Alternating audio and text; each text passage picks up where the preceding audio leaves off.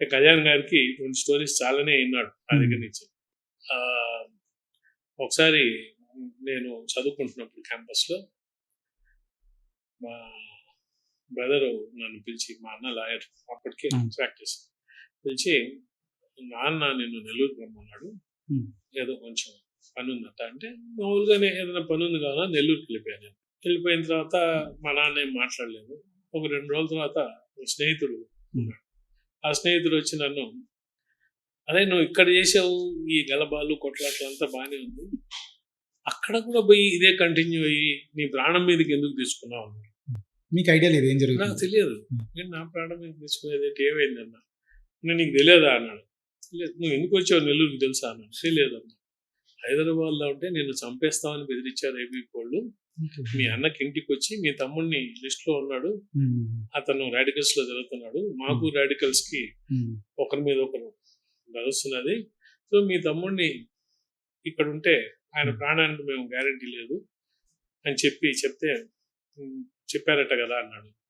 నాకు తెలియదు ఏ విషయం అని చెప్పి పోయి మా నాన్నని అడిగాను.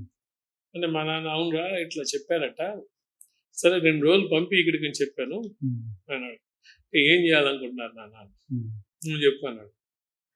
అరే వాడు బెదిరించానని చెప్పి మన జీవితం మార్చుకుంటామా, లేకపోతే ఇట్లా పెరిగ్గా వచ్చి తానుకుంటామా, చూద్దాం బెదిరించిన వాళ్ళ సంగతి కూడా, నేను వెనక్కి పోతాను, నేను అక్కడనే చదువుకుంటాను అని చెప్పి వెనక్కి వచ్చేసిన.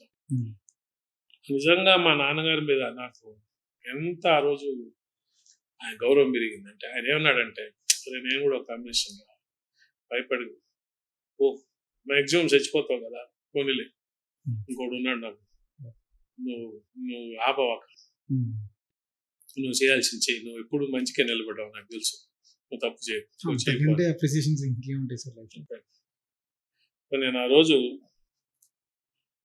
అంటే ఇవన్నీ పాత స్మృతులు కాబట్టి నేను ఆ రోజు ఏం చేశానంటే, మా నాన్న మాట చెప్పిన తర్వాత రాత్రి అంతా నెల్లూరులో ఒక లేతులో కూర్చొని ఒక గొడ్డలు తయారు చేసుకున్నాను. అది ఇప్పటికి కూడా నా దగ్గర ఉంది. అది నా కోరిక ఏంటంటే అది కళ్యాణ్ గారికి గిఫ్ట్గా ఇవ్వాలని.